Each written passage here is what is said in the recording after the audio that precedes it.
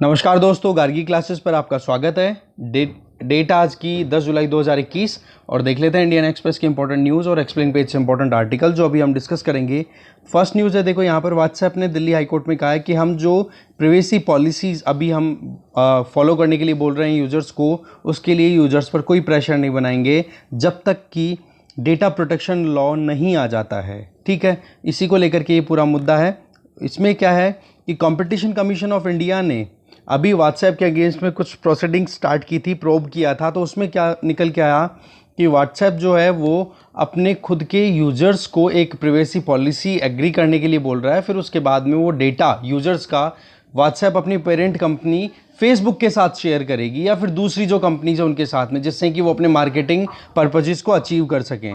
तो ऐसे में फिर कंपटीशन कमीशन ऑफ इंडिया की इन प्रोबिंग्स के अगेंस्ट में व्हाट्सएप दिल्ली हाई कोर्ट जाता है। फिर बाद में अब कहा जाता है कि जब तक डेटा प्रोटेक्शन लॉ नहीं आ जाता है इंडिया में, तब तक हम उन प्रिवेसी पॉलिसीज़ का जो एक प्रेशर है वो नहीं डालेंगे बिल्कुल भी। तो ये चीज़ थी, इसके अलावा और कुछ है नहीं। इसके अलावा आप देख सकते हो तमिलनाडु के एक कोच के अगेंस्ट में लगातार अब केसेस फाइल हो रहे हैं, जिसमें जो एथलीट्स हैं उनके साथ में सेक्सुअल हरासमेंट इसने किया था। नाम है उस इंडिविजुअल पी नागराजन। तो ये अपने आप में पोक्सो एक्ट के अंदर में इसके अगेंस्ट में प्रोसीडिंग्स होगी। तो पोक्सो एक्ट को एक बार आप पढ़ोगे। इसके अलावा हाई कोर्ट ने ये कहा है कि यूनिफॉर्म सिविल कोड की ज़रूरत है, सेंट्रल गवर्नमेंट को अब इसके ऊपर एक्शन लेने की ज़रूरत है। Article 1444 of Indian constitution uniform civil code की बात करता है। मुद्दा भी जानेंगे कि ये न्यूज़ भी देखेंगे।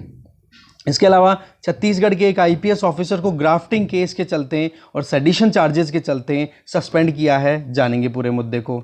तो ये कुछ इंपॉर्टेंट न्यूज़ है जो फ्रंट पेज पे हैं।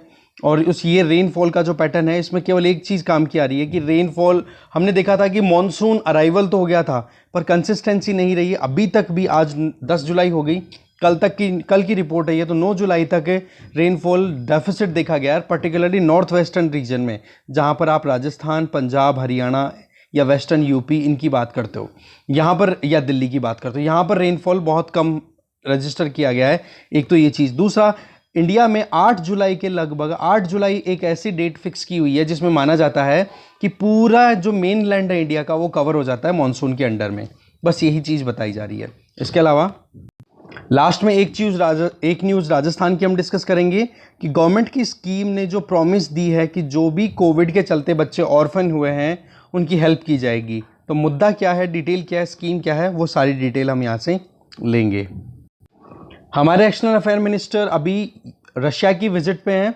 तो उन्होंने क्या स्टेटमेंट दिया है कि अफगानिस्तान में जो कोई भी रूल करेगा उसकी लेजिटिमेसी को हम बिल्कुल इग्नोर नहीं करेंगे, उनसे एंगेजमेंट करेंगे, अब चाहे तालिबान का रूल हो चाहे कुछ भी हो। बाकी जो स्टेटमेंट दिए गए हैं वो जानेंगे। ठीक है। इसके अलावा आरपीएससी के एक एम्प्लॉय को ब्राइबरी केस के चलते पकड़ा गया है। ठीक है। और मुद्दा था ये भी, अभी आरएएस का एग्ज़ाम जो हुआ था 2018 का रिजल्ट अभी आया ही था। ठीक है। तो ऐसे में उस पूरे मुद्दे में इंटरव्यू के लिए पैसे मांग रहा था 25 लाख रुपए। तो ऐसे में उसमें पकड़ा गया है रेड हैंडेड, मतलब रंगे हाथों। कल हमने एक मुद्दा देख लिया था, पूरा एक्सप्लेन पेज पे पूरी डिटेल देखी थी। वो था कि कॉपरेशन मिनिस्ट्री स्टैब्लिश की जा रही है। तो वहाँ पर केरला की जो पार्टीज़ है ना, वो सवाल उठा रही है कि कॉपरेशन मिनिस्ट्री तो फेडरलिज्म के अगेंस्ट में है, क्योंकि फेडरलिज्म के पॉइंट ऑफ व्यू से देखें तो हमारे यहाँ पर कॉन्स्टिट्यूशन में 3 शेड्यूल दी हुई है। 7 शेड्यूल के तहत 3 लिस्ट दी हुई है। तो स्टेट लिस्ट का पार्ट है कोऑपरेटिव सोसाइटीज़। तो ऐसे में अगर स्टेट लिस्ट का एक्सक्लूसिव जो जुरिस्डिक्शन है वो स्टेट्स का है, तो ऐसी परिस्थिति में यूनियन अपने हिसाब से एक मिनिस्ट्री स्टैब्लिश कर दे तो ये फेडरलिज्म के अगेंस्ट में हो गया। कल हमने एक न्यूज़ भी देखी थी जिसमें जो एक्सप्लेन पेज वाला पार्ट था उसमें बताया था कि एग्रीकल्चर एंड कोऑपरेटिव्स या कॉरपोरेशन ये कॉन्करेंट लिस्ट का पार्ट है। मैंने लक्ष्मीकांत में चेक किया, वो बेसिकली स्टेट लिस्ट का ही पार्ट है। आप एक बार खुद वेरीफाई करना, मैं नाम बोल रहा हूँ, इन तीनों सब्जेक्ट्स को देखना। लक्ष्मीकांत में लास्ट में जो अपेंडिक्स है उसमें दिया हुआ है तीनों लिस्ट के बारे में। तो आप स्टेट लिस्ट को ध्यान से तीनों लिस्ट को देख लेना एक बार तो। ठीक है। फिर आपको नोटिस करना है, एक तो एग्रीकल्चर, एक आपको देखना है कॉरपोरेशन और एक आपको देखना है कोऑपरेटिव सोसाइटी। ये 3 टर्म्स मैं आपको बता रहा हूं। अब आप देखना ये तीनों की तीनों स्टेट लिस्ट में है, जबकि इंडियन एक्सप्रेस ने कल एक्सप्लेन पेज में बताया था क्या कि ये जो एग्रीकल्चर है और कॉरपोरेशन जो है वो आपके इसमें है कॉन्करेंट लिस्ट में। पर मैंने देखा ढंग से तो पता पड़ा कि ऐसा कुछ नहीं है, ये तो सारे के सारे तीनों सब्जेक्ट स्टेट लिस्ट में है। तो ये जो केरला की पार्टीज के द्वारा ऑब्जेक्शन किया जा रहा है ये बहुत हद तक कॉन्स्टिट्यूशनल बेसिस रखता है अपने पास में, ठीक है। इसके अलावा एक्सप्लेन पेज पे एक ही न्यूज़ हम डिस्कस करेंगे, वो है सीजर ऑफ एसेट्स ओवरसीज। अभी जो केयर्न एनर्जी के द्वारा फ्रांस के एक कोर्ट के द्वारा वर्डिक्ट के बेसिस पे जो कि लगभग 200 मिलियन यूरो के एसेट्स हैं गवर्नमेंट ऑफ इंडिया के फ्रांस में, पेरिस में पर्टिकुलरली 20 प्रॉपर्टीज़ हैं लगभग, तो बोलो उनको सीज करने के लिए अलाउ कर दिया है केयर्न एनर्जी को। तो मुद्दा भी जान लेंगे, या ये पहली बार हो रहा है या पहले भी कभी हो चुका है, वो सारी चीज़ें जान लेंगे इस आर्टिकल के थ्रू। इसके अलावा इकोनॉमी पेज पे ज़्यादा कुछ इंपॉर्टेंट है नहीं, बस एक तो ये है आपको इंसॉल्वेंसी एंड बैंक्रप्सी कोड के बारे में डिटेल एक बार पढ़नी है, क्योंकि 2 आर्टिकल हैं। एक तो NCLAT national company law tribunal, law appellate tribunal, इसने क्यों ओयो की सब्सिडरी के अगेंस्ट में इंसॉल्वेंसी प्रोसीडिंग स्टार्ट नहीं की, तो NCLAT इंपॉर्टेंट हो गया। इधर आप देखोगे कि जो corporate insolvency resolution plan process जो होता है वो तैयार किया जाता है, तो उसमें क्या प्रोसेस होता है, कौन कौन से इंडिविजुअल कौन कौन से एंटिटीज इन्वॉल्व होती है। तो इन दोनों आर्टिकल्स में न्यूज़ तो इतनी काम की नहीं है, पॉइंट जो है वो है इंसॉल्वेंसी एंड बैंक्रप्सी कोड। इस कोड को एक बार आप पढ़ोगे, जो भी यूपीएससी पर्सपेक्टिव से इंपॉर्टेंट इसकी टर्मिनोलॉजीज हैं वो आप पढ़ लोगे, ठीक है। ये छोटा सा है कि फाइनेंस मिनिस्ट्री के द्वारा रिव्यू किया गया इकोनॉमी को, तो बोला है कि इकोनॉमी बाउंस बैक कर रही है सेकंड वेव के बाद में। बस डर है तो केवल इन्फ्लेशन का है। ये जून मंथ का इकोनॉमिक रिव्यू है, जिसमें एक तो वैक्सीनेशन ड्राइव बहुत स्पीड से चल रही है, जीएसटी कलेक्शन भी थोड़ा सा अपराइज हो रहा है, थोड़ा सा इंक्रीज हो रहा है, बट डर जो है वो इन्फ्लेशन, जिसमें कंज्यूमर प्राइस इंडेक्स की बात करें तो वो कितना चल रहा था 6.3%, जबकि आरबीआई को कितनी रेंज दी हुई है 4 ± 2% की। और इसके अलावा होलसेल प्राइस इंडेक्स की बात करें तो उसके हिसाब से इन्फ्लेशन की रेट चल रही है 12.94%, तो ये भी अपने आप में बहुत ज़्यादा है। तो ये चीज़ बताई जा रही है। ये तो कुछ समरी वाले पॉइंट्स थे। इसके अलावा आरबीआई ने कहा है कि बैंक लिबोर और मिफोर को फॉलो ना करें। लिबोर और मिफोर क्या होते हैं इसके बारे में आपको पढ़ना है, थोड़ा सा मैं बताऊंगा। इसके अलावा बैंकों को आरबीआई ने ये कहा है कि भाई मैंडेटरी जो छुट्टियां मिलनी चाहिए स्टाफ को सेंसिटिव सिचुएशन के चलते हैं, उसमें आप रोको मत।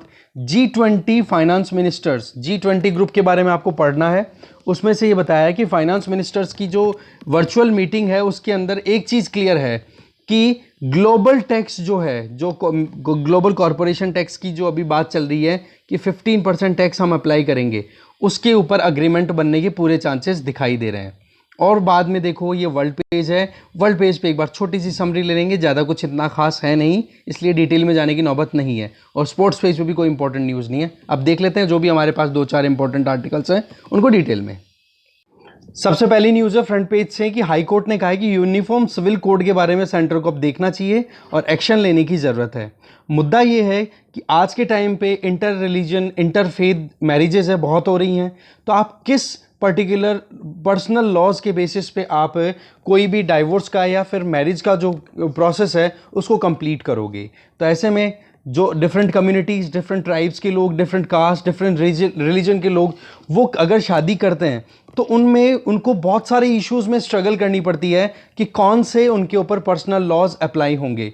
जैसे अभी जो केस है दिल्ली हाई कोर्ट में, राजस्थान का कपल है ये, ठीक है, मीणा कम्युनिटी से बिलोंग करते हैं ये। अब मीणास को देखो पर्टिकुलरली वल्नरेबल ट्राइब में डाला हुआ है पीवीटीजीज में, तो ऐसे में इनकी शादी जो हुई थी इस कपल की, इन्होंने की थी जो नॉर्मल हिंदू रिचुअल्स हैं उनके हिसाब से। अब हिंदू रिचुअल्स के हिसाब से शादी की, जबकि ये ट्राइबल कम्युनिटी से बिलोंग करते हैं। तो अब इन दोनों के बीच में डाइवोर्स का जब केस दायर हुआ तो जो फैमिली कोर्ट था उन्होंने ये कहा कि जो हिंदू लॉज हैं उसी के हिसाब से आपका डाइवोर्स का प्रोसेस हम कंटिन्यू कर, बोले कि हाँ आप नॉर्मल अपनी जो कम्युनिटी है, आपकी जो ट्राइबल बैकग्राउंड से आप बिलोंग करते हो उसके हिसाब से आपका ये डाइवोर्स हो जाएगा। पर मेल जो था, काउंटर पार्ट हस्बैंड जो था, उसने पिटीशन लगा दी कहाँ पे, वो मतलब दोनों पहुंच गए ये case ultimately Delhi high court में।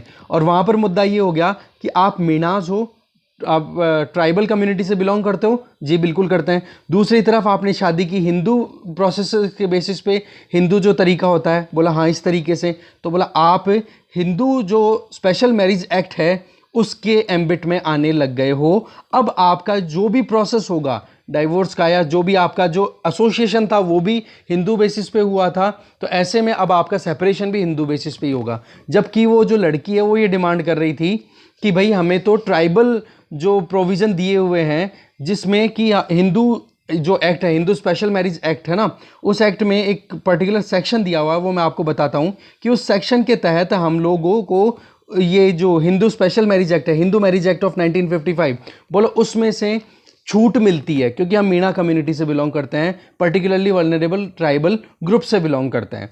तो इस बात को ध्यान में रखते हुए हाईकोर्ट के जज ने क्या कहा है कि अब जल्दी से जल्दी यूनिफॉर्म सिविल कोड के ऊपर बातचीत करने की ज़रूरत है क्योंकि ऐसे केसेस अब आते ही रहेंगे। तो ये है पूरा मुद्दा। सुप्रीम कोर्ट ने देखो वैसे तो 1985 में ही बोल दिया था, जब मिस जॉर्डन देंगदे उनका केस चल रहा था, तो उस टाइम पे उन्होंने बोल दिया था कि भाई अब जल्दी से हमें यूनिफॉर्म सिविल कोड लाने की ज़रूरत है, जो कि हमारे यहाँ पर directive principle of state policy में आर्टिकल 44 ऑफ इंडियन कॉन्स्टिट्यूशन में एनविसाज्ड है वो।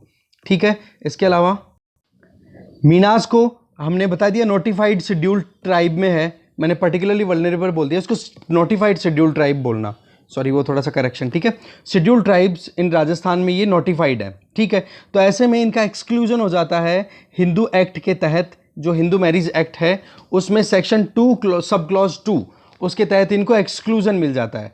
तो ऐसे में देखो बहुत ज़्यादा डिस्क्रिपेंसीज हैं, इनको सभी को एक साथ लेकर के आना, क्योंकि फिर बाद में प्रॉब्लम आती है कि आगे क्या होगा, मतलब एक लाइफ को कंटिन्यू करते हैं तो कौन से लॉज अप्लाई होंगे, शादी करना फिर डाइवोर्स होकर के सेपरेट होना, उन चीज़ों में प्रॉब्लम आ रही है। तो यूनिफॉर्म सिविल कोड की अभी डिमांड की गई है, बात रखी गई है दिल्ली हाई कोर्ट की सिंगल जज बेंच के द्वारा।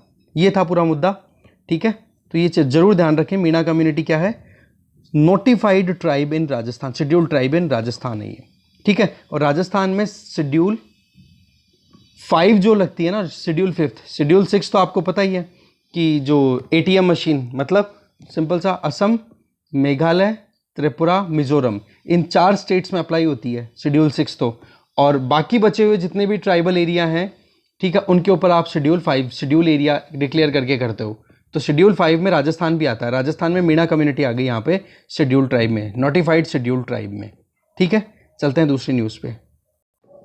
फिर नेक्स्ट न्यूज़ है, छत्तीसगढ़ में एक IPS ऑफिसर को सस्पेंड किया गया है ग्राफ्टिंग के केसेस में और सेडिशन के चार्जेस में। देखो एंटी करप्शन ब्यूरो ने जब रेड मारी तो पता पड़ा कि ये जो IPS ऑफिसर है जिनका नाम है GP सिंह, वो 1994 के IPS ऑफिसर है, जो कि एडिशनल डायरेक्टर जनरल और ऑफ ACB भी रह चुके हैं, और मतलब खुद भी आप देखो कि एंटी करप्शन ब्यूरो में रह चुके हैं और इंस्पेक्टर जनरल भी रह चुके हैं। ठीक है, छत्तीसगढ़ में पोस्टेड। तो ऐसी परिस्थितियों में क्या हो जाता है कि अब इनके ऊपर जब रेड मारी गई तो पता पड़ा कि इनके पास में प्रॉपर्टी बहुत सारी मिली। ठीक है, तो एक तो हो गया क्या कि इनके पास में करप्शन के चार्जेस हो गए। दूसरा मुद्दा ये हो गया कि मतलब FIR जो लॉन्च की गई है इनके अगेंस्ट में, तो इन्वेस्टिगेशन में कुछ पेपर्स मिले, उन पेपर से ये पता पड़ा कि कुछ सेंसिटिव और ऐसी इंफॉर्मेशन थी जो कि कम्युनल वायलेंस को क्रिएट कर सकती थी वहाँ पर छत्तीसगढ़ वाले रीजन में। तो इसके चलते इनके ऊपर सेडिशियस चार्जेस भी लगाए गए हैं, सेक्शन 124A ऑफ IPC, और जो कम्युनल वायलेंस को, इनको हेट्रेड को राइज करने का जो सेक्शन है 153A ऑफ IPC, इन दोनों सेक्शंस के तहत इनके अगेंस्ट में कार्रवाई हो रही है। तो सवाल ये है कि एथिक्स का कितना बड़ा केस स्टडी का एग्जाम्पल है ये अपने आप में, कि जहाँ पर आप अपनी इंटेग्रिटी को क्वेश्चन में लेकर के आ गए कि आप किस काम के लिए आते हो और क्या करते हो। करप्शन भी अपने आप में एक बहुत बड़ा एक प्रॉब्लम है। ठीक है, उसी के अंदर एक एग्जाम्पल और ऐड हो गया GP सिंह का। ठीक है, आगे देखते हैं। और तो इधर फ्रंट पेज पे तो कुछ इंपॉर्टेंट न्यूज़ थी वो हमने देख ली, आगे चलते हैं। नेक्स्ट न्यूज़ है कि देखो लेजिटिमेसी तो उसको जरूर मिलेगी जो भी अफगानिस्तान पे रूल करेगा, उसको इग्नोर नहीं किया जा सकता। हमारे external affair minister S Jaishankar ji अभी रशिया की विजिट पे गए हैं, तो ये देखो हमारे एक्सटर्नल अफेयर मिनिस्टर और ये रशिया की जो फॉरेन मिनिस्टर हैं सर्गेई लावरोव, उनके साथ में बातचीत हुई, तब इन्होंने कहा। देखो अभी आपको पता ही अफगानिस्तान से US और NATO के ट्रूप्स विड्रॉ कर रहे हैं लगातार, बहुत स्पीड से। तो ऐसे में अफगानिस्तान में इंस्टेबिलिटी और वायलेंस आउटब्रेक हो रहा है और तालिबान अपनी पकड़ लगातार बनाया जा रहा है। तो ऐसे में इंडिया की तरफ से स्टेटमेंट क्लियर है कि जो भी सरकार वहाँ पर बने वो डेमोक्रेटिक मैनर में बने, लेजिटिमेट बने और सरकार भी केवल अफगानियों की ही हो, बाहर से किसी का लेन देन ना हो। तो ऐसे में बोला उसको हम रिकॉग्नाइज करें, उसके साथ में हमें एंगेजमेंट करें, कोई इशू नहीं होगा इस चीज़ में। तो देखो यही चीज़ है।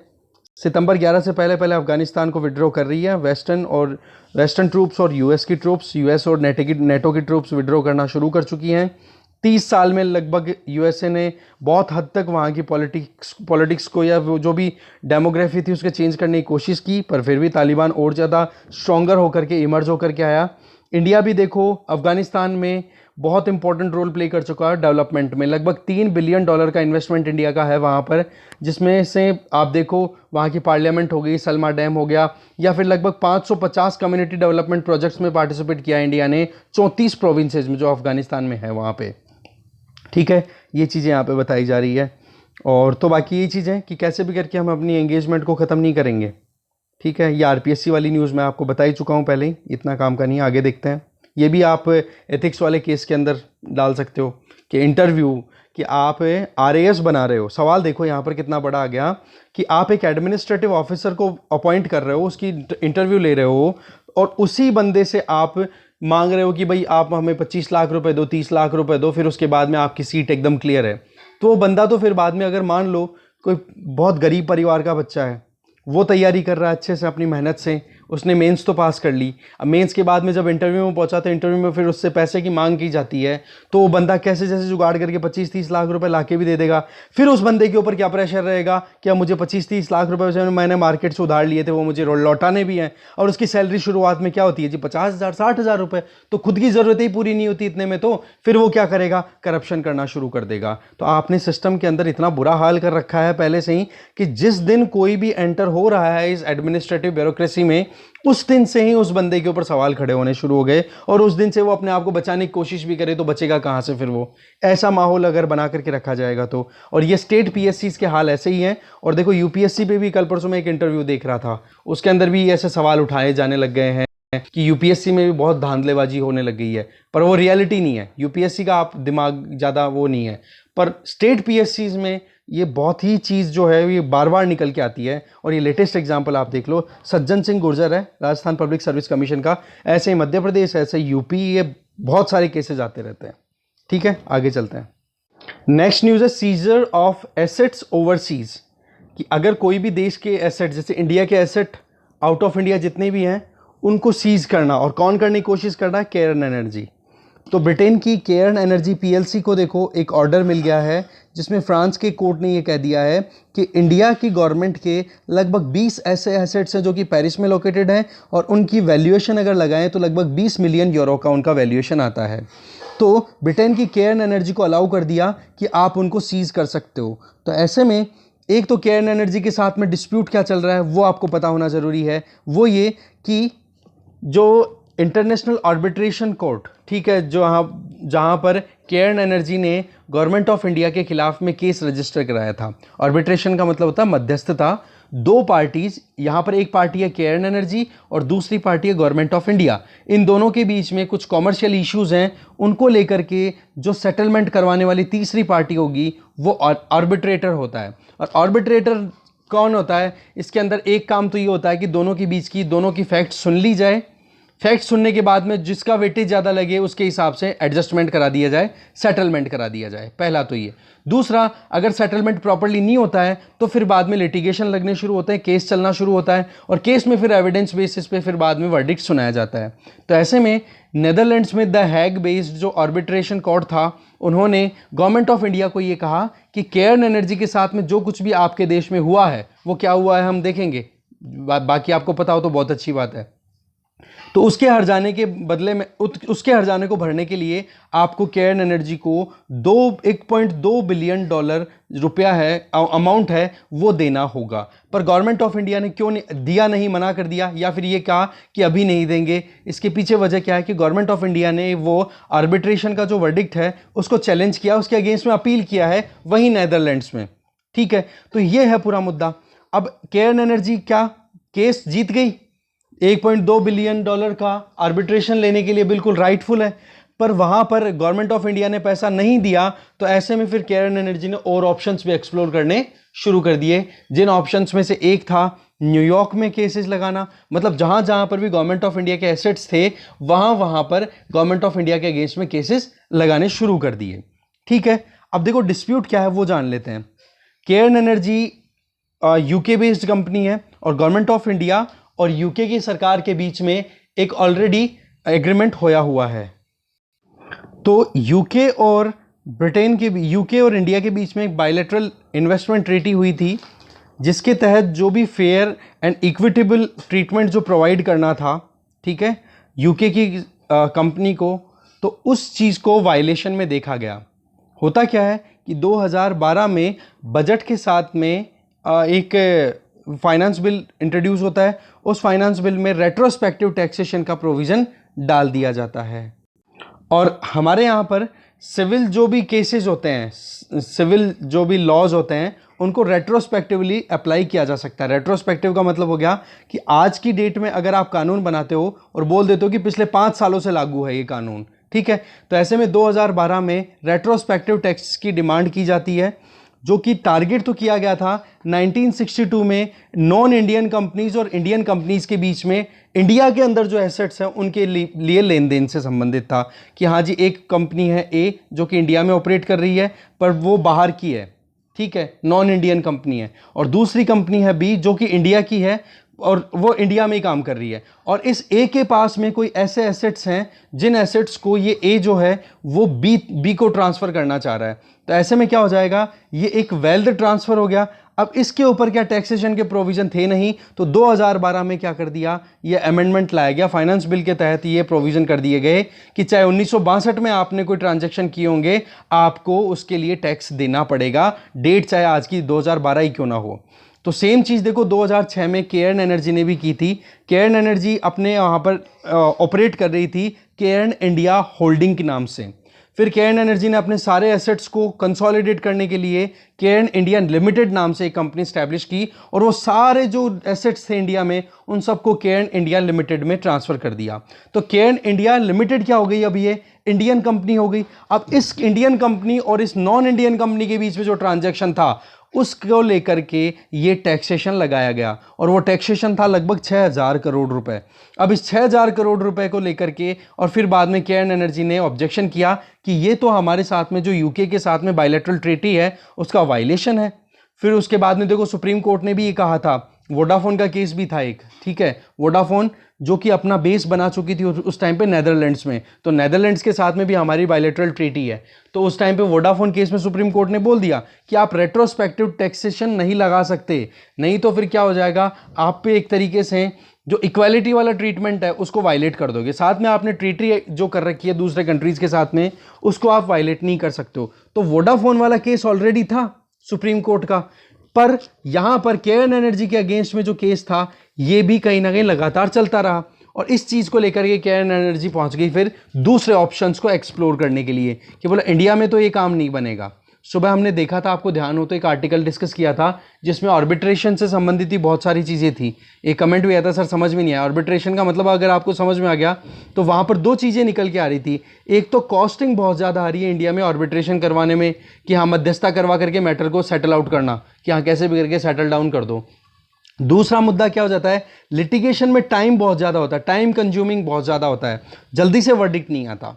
तो ऐसे में फिर केयर्न एनर्जी भी कहाँ पहुँच जाती है केस को लेकर के, द हैग बेस्ड नेदरलैंड्स में जो आर्बिट्रेशन ट्रिब्यूनल था वहाँ पर, परमानेंट आर्बिट्रेशन ट्रिब्यूनल, और वहाँ पर जब केस शुरू होता है तो वर्डिक्ट आ जाता है दिसंबर 2020 में, और उसमें कह दिया जाता है कि government of India Cairn energy को जो भी रेट्रोस्पेक्टिव टैक्सेशन लगाया गया था उसके हर्जाने के तौर पे $1.2 बिलियन का भुगतान करेगी। अब ये भुगतान करने की जब बात आई तो गवर्नमेंट ऑफ इंडिया ने अभी किया नहीं है। इसका वजह कि गवर्नमेंट ऑफ इंडिया ने उस वर्डिक्ट को अपील कर दिया है, ठीक है, ये देखिए अपील कर दिया, तो ऐसे में अभी तक कुछ नहीं है। फिर अब क्या कर दिया केयर्न एनर्जी ने कि भाई पैसे तो हमें निकलवाने हैं, तो अलग अलग एरियाज में केसेस लगा दिए जहां जहां पर भी इंडिया के एसेट्स थे। लगभग 70 बिलियन के गवर्नमेंट ऑफ इंडिया के एसेट्स हैं, US, UK, Canada, Singapore, Mauritius, France, Netherlands, इन सब पर इसने केयर्न एनर्जी ने अपनी तरफ से केस लगा दिया कि भैया गवर्नमेंट ऑफ इंडिया का एसेट है, इनको हमें दो, हम सीज करेंगे इसको। और इनमें से एक है एयर इंडिया, और एयर इंडिया का जो मेन एसेट है वो देखोगे तो वो लोकेटेड है न्यूयॉर्क में। तो एयर इंडिया के उन एसेट्स के ऊपर भी नज़र डाले हुए है केयर्न एनर्जी कि कैसे भी करके गवर्नमेंट ऑफ इंडिया अगर पैसा नहीं देती तो उसका जो प्रॉपर्टी है विदेशों के अंदर उसको जब्त कर लेते हैं। तो ऐसे में ही फ्रांस के इस कोर्ट ने ये फेवर किया है। ठीक है, तो ये है पूरा मुद्दा। बाकी ये चीज़ पहली बार नहीं है, ऐसे और भी ऐसे कंट्रीज़ हैं जिनके साथ में होता है, पर वो कंट्रीज़ हैं जो कि कंपनीज़ के साथ में अपना लीगल डिस्प्यूट सेटल नहीं कर पाते, जैसे कि एक तो पाकिस्तान, अफगानिस्तान। इस लिस्ट में अब इंडिया भी ऐड हो जाएगा अगर वहाँ पर सीज कर लिया जाता है गवर्नमेंट ऑफ इंडिया के एसेट्स को, अगर पेरिस में। ठीक है, और गवर्नमेंट ऑफ इंडिया क्या दिमाग लगा रही है कि वो ये एक इस तरीके से बहुत सारे लिटिगेशंस होते हैं, हर एक कंट्री के अंदर होते हैं। इंडिया की गवर्नमेंट्स ने भी इंडिया की प्राइवेट फर्म्स ने भी इसी तरीके के केसेस कर रखे हैं अफगानिस्तान और इथोपिया की एम्बेसीज पर भी। ठीक है, तो ऐसी बात नहीं है कि इंडिया के अगेंस्ट में ही है, इंडियन कंपनीज ने भी बाहर ऐसे केसेस कर रखे हैं। पर सवाल ये आ जाता है कि ऐसे सीजर अगर हो जाते हैं, कोई भी प्रॉपर्टी एसेट को सीज कर लिया जाता है कोई बाहर की कंपनी के द्वारा, तो ये अपने आप में इमेज के ऊपर एक धब्बा लग सकता है, वो एक पॉइंट बनता है। ठीक है, बाकी तो देखो आर्बिट्रेशन इकोसिस्टम कोलैप्स हो सकता है, वही चीज़ें बताई जा रही हैं आगे पीछे, और तो कुछ नहीं। कि एक कंट्री है, कंट्री के अगेंस्ट में डिस्प्यूट्स आते हैं, इन्वेस्टमेंट आता है, इन्वेस्टमेंट को हमें प्रोटेक्ट करने के लिए क्या करते हैं हम कि एक इन्वेस्टमेंट को अट्रैक्ट करने के लिए हम बात करते हैं ईज़ ऑफ डूइंग बिजनेस की। ईज़ ऑफ डूइंग बिजनेस में सबसे इंपॉर्टेंट चीज़ आती है वो कि आप जो भी ट्रीटी होती है उसकी टर्म्स एंड कंडीशंस को आप क्लियर कर देते हो, और टर्म्स एंड कंडीशंस अगर क्लियर हो जाती हैं तो उसके बेसिस में फिर आसानी से किसी को भी इन्वेस्ट करने में परेशानी नहीं होती है। पर उसके बाद में अगर इस तरीके से डिस्प्यूट निकल के आते हैं तो फिर लोग इन्वेस्ट करना पसंद नहीं करेंगे इंडियन इकोनॉमी में, वो हमारे लिए एक चैलेंज बन जाता है। ठीक है, रही सही में जो आर्बिट्रेशन है वो इंडिया में टाइम कंज्यूमिंग है और पैसा भी बहुत ज़्यादा लगता है, तो ऐसे में फिर रास्ता कहाँ का ढूंढते हैं, बाहर का। और सिंगापुर में सबसे ज़्यादा आर्बिट्रेशन के केसेस वहाँ पे हैंडल किए जाते हैं। और अभी तो चलो ये नेदरलैंड्स का केस आ गया हमारे सामने कि नेदरलैंड्स ने कहा गवर्नमेंट ऑफ इंडिया को। ठीक है, आगे चलते हैं। नेक्स्ट आ गए हम इकोनॉमी पेज पे। इकोनॉमी पेज पे आरबीआई ने देखो बैंक्स को ये कहा है कि आप लिबोर और मिफोर पे आप डिपेंडेंट मत रहो, आप इंडिपेंडेंट ये करनी शुरू करो। आपकी जो ट्रांजैक्शंस है बैंकों के साथ में वो आप इंडिपेंडेंटली या फिर दूसरे ऑप्शंस को एक्सप्लोर करो। देखो लिबोर की बात करें तो ये London inter bank offered rate होती है।